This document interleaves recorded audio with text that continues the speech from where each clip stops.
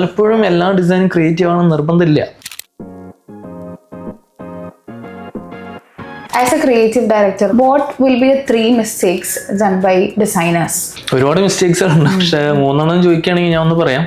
Proper brief എന്താണെന്ന് അറിയാതെ client എപ്പോഴും ഒരുപാട് കാര്യങ്ങൾ കമ്മ്യൂണിക്കേറ്റ് ചെയ്യുന്നുണ്ട്. അപ്പോൾ ഞാനൊരു ഡിസൈനർ ആണെങ്കിൽ എൻ്റെ മൈൻഡിൽ ഫസ്റ്റ് വരുന്ന ക്വസ്റ്റ്യൻ എന്ന് പറയുന്നത് what is purpose of that design, which is very important. ഇപ്പോൾ പലപ്പോഴും നമ്മൾ ഡിസൈനേഴ്സിൽ കാണുന്ന ട്രെൻഡ് 4 വീക്സ് ഒക്കെ എടുത്ത് ചെയ്ത വർക്കുകൾ മേ ബി ടോട്ടൽ ക്യാമ്പയിൻ തന്നെ അവരുടെ ഒബ്ജക്റ്റീവായിട്ട് അലൈൻ ചെയ്തിട്ടുണ്ടാവില്ല. ആക്ച്വൽ നീഡിലോട്ടൊന്നും നമുക്ക് മീറ്റ് ചെയ്യാൻ പറ്റിക്കൊള്ളുന്നില്ല. രണ്ടാമത് കേസ് കോമ്പറ്റേറ്റേഴ്സ് എന്ന് പറയുന്നത്. ഇവരുടെ ബ്രാൻഡിനെ എവിടെയാണ് പൊസിഷൻ ചെയ്യേണ്ടത് എന്നുള്ളത് കൃത്യമായിട്ട് ഡിസൈനേഴ്സ്, അത് ഡിസൈനർ മാത്രമല്ല ഈവൻ ദ കംപ്ലീറ്റ് ടീം, അവർക്ക് അതിനെക്കുറിച്ചുള്ള കറക്റ്റ് ആയിട്ടുള്ള ഇൻപുട്ട് ഉണ്ടെങ്കിൽ അല്ലെങ്കിൽ കറക്റ്റ് ആയിട്ടുള്ള സ്ട്രാറ്റജി ഉണ്ടെങ്കിലാണ് അത് വർക്കൗട്ട്. അപ്പോൾ കോമ്പറ്റേറ്റേഴ്സിന് എന്താണ് ചെയ്യുന്നത്, അവർ എന്തൊക്കെ ചെയ്യുന്നുണ്ട്, അവർ എന്തൊക്കെ മെത്തേഡുകൾ യൂസ് ചെയ്യുന്നുണ്ട്, ഇത് മനസ്സിലാക്കുക എന്ന് പറയുന്നത് രണ്ടാമത്തെ ഇമ്പോർട്ടൻസ് ആണ്. മൂന്നാമത്തെയാണ് ഏറ്റവും ഇമ്പോർട്ടൻ്റ് ആയിട്ടുള്ളത് എനിക്ക് തോന്നിയുള്ളത്. ഡിസൈനേഴ്സ് എപ്പോഴും ആലോചിക്കുന്നത് ഡിസൈൻ ചെയ്യാൻ വേണ്ടിയിട്ടാണ്. നല്ല കളേഴ്സുകൾ, ബ്രാൻഡ് കളേഴ്സുകളൊക്കെ തന്നെ ആയിരിക്കാം, ഫോൺസുകളിൽ അങ്ങനെ സംതിങ് ക്രിയേറ്റീവ് ആവണ്ടേ എന്നുള്ള തോട്ട് വരിക എന്നുള്ളത്. ആ തോട്ട് നല്ലതാണ് കേട്ടോ, ഡെഫിനറ്റ്ലി ആ തോട്ട് നല്ലതാണ്. ഞാൻ ചെയ്യുമ്പോൾ ഡിഫറെൻ്റ് ആവണം എന്ന് പറയുന്നത്. പക്ഷേ എവിടെയാണ് ആ ഡിഫറൻഷിയേഷൻ കൊണ്ടുവരേണ്ടത് എന്നുള്ളതാണ്. പലപ്പോഴും എല്ലാ ഡിസൈനും ക്രിയേറ്റീവ് ആണെന്ന് നിർബന്ധമില്ല. പ്രോപ്പർ ലേഔട്ട് മതി ഒരു ഡിസൈനെ ഏറ്റവും ബ്യൂട്ടിഫുൾ ആക്കാൻ. നമ്മൾ